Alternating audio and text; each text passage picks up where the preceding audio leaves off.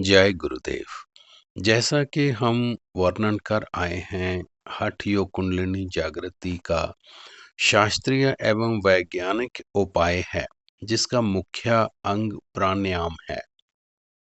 आसन एवं मुद्राएं सहायक होते हैं अथवा प्राणायाम के द्वारा शरीर को तैयार करते हैं। साधक पहले आसनों का अभ्यास करके अपने शरीर को दृढ़ करें, तब प्राणायाम का अभ्यास करें। किंतु शक्ति जागृति के उपरांत आसन, मुद्राएं और प्राणायाम ये तीनों तथा इनके विभिन्न स्वरूप स्वयं होते हैं। बाहर से इनके संस्कार संचय करने की बजाय संचित संस्कार क्रिया करते जाता हुए क्षीण होते जाते हैं। शक्ति की जागृति के पश्चात इनका कर्म बदल जाता है।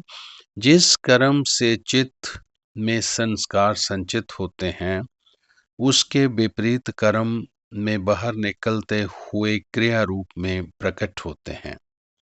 साधक को इन क्रियाओं को रोकना किसी भी प्रकार उचित नहीं होता। समर्पण भावयुक्त होकर जागृत शक्ति को क्रियाओं को मुक्त अवसर प्रदान करना ही कर्तव्य है। जागृत शक्ति ज्ञानवती होने के कारण चित्त में संचित संस्कारों, वासनाओं, कामनाओं, विकारों, शारीरिक क्षमताओं, आसपास के वातावरण इत्यादि सभी से भली भांति अवगत होती है। इसलिए शक्ति जागृति के उपरांत प्राणायाम की कोई भी क्रिया ऐसी नहीं होती जिसे शरीर अथवा मन सहन न कर पाए। जब साधक प्राणायाम का अभ्यास करता है, तब किसी प्रकार की त्रुटि रह जाने के कारण उसे किसी प्रकार के शारीरिक अथवा मानसिक विकार की संभावना हो सकती है। किंतु प्राणायाम शक्ति की क्रिया के रूप में स्वयं होता है, तब सहम असहम, अनुकूल प्रतिकूल या का प्रश्न ही समाप्त हो जाता है। तब तो प्राणायाम का कोई भी प्रकार विशेष शरीर एवं मन की सहन करने की क्षमता के अनुसार ही होता है। यहाँ हम प्राणायाम की केवल स्वयं संभावित विभिन्न क्रियाओं का वर्णन करते हैं। शक्ति जागृति के उपरांत साधक को ये क्रियाएं अपनी ओर से करने की आवश्यकता नहीं होती, वरन शक्ति की क्रिया के रूप में स्वयं होती है। कुंडलिनी जागृति के लिए या तो साधक को किसी साधना विशेष का दीर्घकालीन अभ्यास करना आवश्यक होता है, अथवा गुरु अनुग्रह से सहज ही सुखपूर्वक हो सकती है। दोनों अवस्थाओं में गुरु का विशेष महत्व है।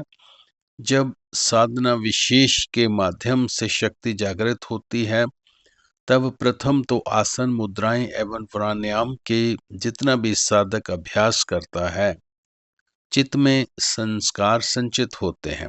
शक्ति जागृति के उपरांत अन्य सभी संचित संस्कारों के साथ साथ ये नए संस्कार भी बाहर निकलते हैं। शक्ति जागृति के पश्चात साधक किसी क्रिया विशेष का अभ्यास का मार्ग त्याग कर समर्पण भाव युक्त होकर क्रिया शक्ति को क्रियाएं करने का अवसर प्रदान करता है। यदि उसके चित्त में प्राणायाम के संस्कार संचित हुए हैं, तो उससे प्राणायाम संबंधी विभिन्न प्रकार की क्रियाएं भी अपने आप होती हैं। फिर चाहे वह भ्रामरी, शीतली, भस्त्रिका इत्यादि प्राणायाम हो, अथवा अंतर बर्हार्य स्तंभृति कुंभक प्राणायाम हो। शक्तिपात के साधकों को जो भी प्राणायाम की क्रिया होती है, वह अपने आप होने के कारण वह केवल कुंभक की कोटि में ही आती है। जय गुरुदेव।